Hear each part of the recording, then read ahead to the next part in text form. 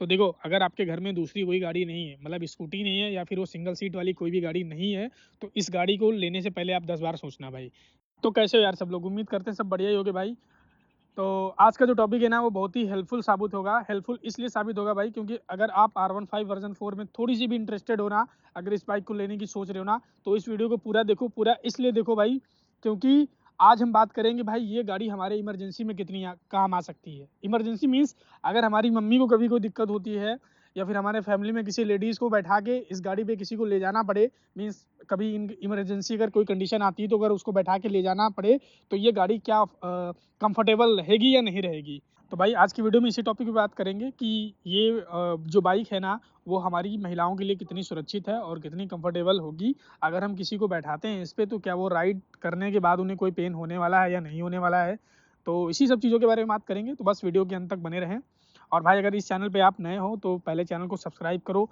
आपकी सब्सक्राइब करने से क्या होता है ना, हमें मोटिवेशन मिलता है, ताकि हम इस बाइक के ऊपर और भी वीडियोस लेके आते रहेंगे। तो चलिए शुरू करते हैं वीडियो को। तो वीडियो में हम पॉइंट टू पॉइंट बात करेंगे और एक एक चीज़ को देखेंगे कि भाई अगर इमरजेंसी में किसी लेडीज़ को इस गाड़ी पे बैठाना पड़े, तो हम कैसे बैठा सकते हैं और वो कितना सेफ एंड कंफर्टेबल रहेगा। तो सबसे पहले बात कर लेते हैं इस गाड़ी की पीछे पिलियन सीट की, जिसपे कि कोई भी लेडीज़ बैठेगी। अब चाहे वो हमारी मम्मी हो, चाहे हमारी गर्लफ्रेंड हो, या फिर हमारी सिस्टर्स हो, कोई भी हो सकता है जिसको हम इसमें बैठा सकते हैं।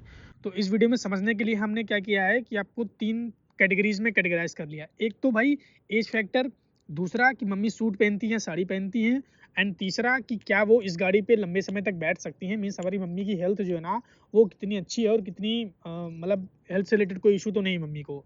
तो हम तीनों को पॉइंट टू पॉइंट बात करते हैं। तो सबसे पहले बात करते हैं भाई इस गाड़ी की सीट हाइट को। तो सीट हाइट देख के आपको बिल्कुल भी लग नहीं रहा होगा भाई ये इस गाड़ी पे हमारी मम्मी लोग आसानी से बैठ सकती हैं। क्यों? क्योंकि भाई पहले आप ये चीज़ देखो, इधर देखो, इधर ये फुट रेस्ट है भाई, सिंगल फुट रेस्ट है।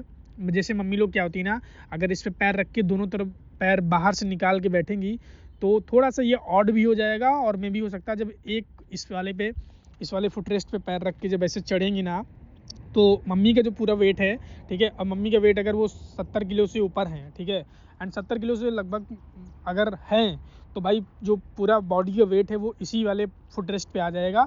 तो आपको गाड़ी बैलेंस करने में काफ़ी ज़्यादा दिक्कत होगी। तो अगर वो एक पैर इस पर रख के फिर उधर से निकालने की कोशिश करती हैं, तो गाड़ी आपकी डिसबैलेंस भी हो सकती है, जिससे आपकी गाड़ी गिर सकती है एंड मम्मी को भी दिक्कत हो सकती है। अगर गाड़ी गिर गई तो भाई दोनों लोगों को चोट लगने की भी पूरी संभावना रहेगी। तो पहली तो यही दिक्कत है कि इसमें जो फुट रेस्ट है ना, वो सिंगल फुट रेस्ट है। और जो गाड़ी की सीट हाइट है ना, वो सीट हाइट भी काफ़ी ज़्यादा है। नो डाउट अगर आपकी मम्मी पीछे किसी तरीके से बैठ जाती हैं, तो मम्मी तो भाई ऐसे ही पूरे घर की मालकिन होती हैं, एंड देन पीछे बैठने के बाद वो पूरा महारानी वाला फील ले सकती हैं। मैं खुद अपनी मम्मी से कई बार बोला हूँ कि मम्मी आओ, मैं बैठो पीछे। लेकिन मैंने जब से बाइक ली तब से मम्मी मेरी एक बार भी नहीं इस पे बैठी हैं। वो बोलती भैया हम नहीं बैठ पाएंगे, हाथ पैर नहीं तोड़वाने हैं। तो अगर आपकी मम्मी भाई अगर बैठ सकती हैं तो बैठे, नहीं तो कोई ज़बरदस्ती नहीं है। आप ज़बरदस्ती मत करना, क्योंकि इस पर अगर एक तरफ पैर करके बैठेंगी, गाड़ी गाड़ी के ऊपर और इस वाले फुट रेस्ट पे पूरा वेट आ जाएगा, गाड़ी डिसबैलेंस होगी, दोनों लोग गिर सकते हो। तो इस चीज़ को ध्यान रखना। तो अब बात कर लेते हैं कि मम्मी हमारी सूट पहनती हैं, साड़ी पहनती हैं, और अगर दोनों पहनती हैं, तो वो अगर इस गाड़ी पे बैठती हैं तो उनके लिए कितना ये एडजस्टेबल और कंफर्टेबल रहने वाला है। तो देखो यार, अगर मम्मी आपकी साड़ी पहनती ना, और अगर आप उन्हें पीछे बैठाने की कोशिश करते हो, तो वो बहुत ज़्यादा रिस्की हो सकता है। क्यों? दोनों चीज़ें मैं बता देता हूँ। देखो, पहली तो उसकी गाड़ी की सीट हाइट, इतनी सीट हाइट पे अगर दोनों पैर एक तरफ करके बैठेंगी ना मम्मी, क्योंकि साड़ी पे भाई दोनों तरफ तो पैर हो नहीं सकते। अगर दोनों पैर अपनी एक तरफ करके बैठेंगी, तो पहले फुट रेस्ट देखो, सिंगल फुट रेस्ट है, दूसरा पैर आप रख नहीं सकते। तो गाड़ी पे जो मम्मी का पैर है ना, वो एक ही पैर टिका सकती हैं इस पे, दूसरा बहुत ही छोटा फुट रेस्ट है, इस पे दूसरा पैर नहीं अड़ा सकती। तो मम्मी को एक पैर तो रखना पड़ेगा, और एक पैर आपको मम्मी हवा में रखेंगी। और हवा में रखने से क्या होगा, जो साड़ी का जो नीचे वाला हिस्सा है ना, वो भाई अगर कहीं से भी खिसक के इस ओपन चैन के अंदर चला जाता है, तो बहुत ज़्यादा रिस्की हो जाएगा। तो कभी भी अगर मम्मी आपकी साड़ी पहनती हैं, तो साड़ी पहनने के बाद भाई इस गाड़ी पे बैठाने की सोचना भी नहीं, बहुत ज़्यादा रिस्की होने वाला है। क्योंकि इन केस अगर वो साड़ी कहीं इस चैन के अंदर फंस गया, तो आप समझ सकते हो कि कितना बड़ा दुर्घटना हो सकता है। तो इस चीज़ को भी बिल्कुल ध्यान रखें भाई। और अब बात कर लेते हैं, मम्मी अगर सूट पहनती हैं आपकी, तो सबसे बेस्ट है भाई सूट पहनने में बहुत ज़्यादा दिक्कत नहीं होगी। क्यों? क्योंकि एक पैर मम्मी इस तरफ कर लेंगी, एक पैर मम्मी उस तरफ कर लेंगी। एंड अगर आप बाइक चलाते हो भाई, तो आपके कंधे पे हाथ रख के मम्मी ईज़िली बैठ सकती हैं। बस मम्मी को थोड़ी-सी महारानी वाली फ़ील आएगी कि बस मैं रथ चला रही हूँ और ऊँट की सवारी कर रही हूँ। बस वही फ़ील होगा भाई, इससे ज़्यादा कुछ नहीं होगा। बट हाँ, वो साड़ी पहनने से ज़्यादा सेफ़ तरीका है कि मम्मी अगर सूट पहन के इस गाड़ी पे बैठती हैं, तो वो ज़्यादा सेफ़ है। साड़ी में तो भाई मैं बिल्कुल रिकमेंड नहीं करूँगा कि आप मम्मी को बैठाने की कोशिश भी करो।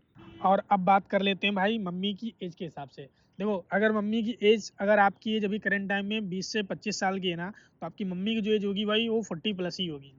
अगर 40 से 45 साल की आपकी मम्मी की एज है ना, तो इस पे बैठने में थोड़ा-सा अनकंफर्टेबल रहेगा। इसलिए क्योंकि देखो यार, मम्मी लोगों का जो वेट होता है ना, वो थोड़ा ज़्यादा होता है। हम लोग नॉर्मल क्या है ना, हम लोग 50-60 किलो के होते हैं, बट मम्मी लगभग 80 किलो की होती हैं। अब 80 किलो का वेट लेके एक पैर यहाँ पे रख के फुटरेस्ट पे दूसरी तरफ चढ़ना, बैठना थोड़ा-सा अनकंफर्टेबल हो जाएगा और सेफ भी नहीं रहेगा। तो अगर मम्मी की एज भाई ज़्यादा है ना, तो इस गाड़ी पे बैठाने की बिल्कुल भी कोशिश नहीं करो। और अगर आप बैठा भी लेते हो किसी तरीके से, तो अपनी जो गाड़ी की स्पीड है ना, वो 30 से 50 के बीच ही रखो। इससे ज़्यादा अगर आप जाओगे ना, तो मम्मी के फेस पे हवा लगेगी, जो कि पीछे की तरफ आपकी मम्मी को ढकेलेगी। वो चीज़ भाई कभी मत ट्राई करना, बहुत ही रिस्की हो सकता है। तो अगर 10-15 किलोमीटर की बात हो सकती है और इमरजेंसी की बात हो सकती है, तो लेके किसी तरीके से बैठा के जाया सकता है। बट अगर आप लॉन्ग ट्रिप पे लेके जाना चाहते हो भाई, तो बिल्कुल भी सेफ नहीं होगा, उस चीज़ को अवॉइड करें आप। एंड अब सबसे इम्पोर्टेंट पॉइंट की बात कर लेते हैं भाई। मान लो अगर इमरजेंसी में कभी मम्मी को बैठाना पड़े, तो उसके लिए क्या किया जा सकता है। तो देखो, अगर आपके घर में दूसरी कोई गाड़ी नहीं है, मतलब स्कूटी नहीं है या फिर वो सिंगल सीट वाली कोई भी गाड़ी नहीं है, तो इस गाड़ी को लेने से पहले आप 10 बार सोचना भाई। क्योंकि इस गाड़ी को आप अपने शौक के लिए ले सकते हो, मम्मी के लिए नहीं ले सकते हो। क्योंकि मम्मी लोगों को बैठा के आप 50 किलोमीटर या 100 किलोमीटर की राइड को नहीं एक बार में कर सकते हो। वो रिस्की आपकी साबित होने वाला है। इस गाड़ी को आप तभी लो भाई, जब आपके घर में कम से कम एक स्कूटी हो, ताकि अगर आपके घर में कोई मम्मी या फिर आपकी सिस्टर्स या फिर कोई भी हो सकता है जिसको इमरजेंसी में बैठा के ले जाना पड़े, तो भाई उस गाड़ी में बैठा के आप ले जा सको। सिंगल इस चीज़ पे मत डिपेंडेंट रहना कि मैं इस पे किसी को इमरजेंसी में बैठा के ले जा सकता हूँ। हाँ, अगर आप कभी दुख मुसीबत में भी फंस गए भाई ना, तो भी मान लीजिए आपकी मम्मी की तबीयत खराब हो जाती है और इस गाड़ी में बैठा के ले जाना पड़े, तो आप समझ सकते हो कि कितना बड़ा रिस्क हो सकता है, वो नहीं बैठ सकती। स्कूटी पे तो आप किसी भी तरीके से बैलेंस बना के ले जा सकते हो, नॉर्मल जो हमारी सिंगल सीट गाड़ी होती है उन पे बैठा के आप ले जा सकते हो, लेकिन इस पे आप नहीं ले जा सकते हो भाई। तो इस गाड़ी को आप अपनी फैमिली के लिए तो नहीं ले सकते हो, अपने शौक के लिए ले सकते हो। अपने शौक के लिए मैंने भी ली है, क्योंकि मेरे पास ऑलरेडी एक स्कूटी भी है मेरे पास, और मेरे पास पैशन प्रो भी है। मेरी मम्मी अगर बाजार जाती हैं, कहीं भी जाती है, तो मैं इस गाड़ी पे बैठा के उनको नहीं लेके जाता हूँ। मैं स्कूटी पे बैठा के लेके जाता हूँ, और अगर स्कूटी भी नहीं होती, मेरी बहन ले गई होती है स्कूटी, तो फिर मैं पैशन प्रो पे लेके जाता हूँ। पैशन प्रो मैंने 2013 में मेरे पापा ने खरीदी थी, और अभी तक मैं उसको राइड कर रहा हूँ और उसको हटाया नहीं हूँ, क्योंकि मम्मी जो है ना, वो सबसे ज़्यादा उसी पे कंफर्टेबल रहती हैं और वो गाड़ी उनको ज़्यादा पसंद आती है। ये गाड़ी की कीमत उनके आगे कुछ भी नहीं है भाई, क्योंकि बैठने को नहीं मिलता उनको, मतलब कंफर्टेबल ही नहीं हो, तो फिर क्या ही मतलब रह जाता गाड़ी का। तो बस यही पॉइंट थे जो आपके साथ शेयर करना ज़रूरी था। अगर आप इस गाड़ी को भाई लेने जा रहे हो, तो आपके लिए ज़रूरी हो जाता है कि ये सब चीज़ें आपको पहले से पता होनी चाहिए।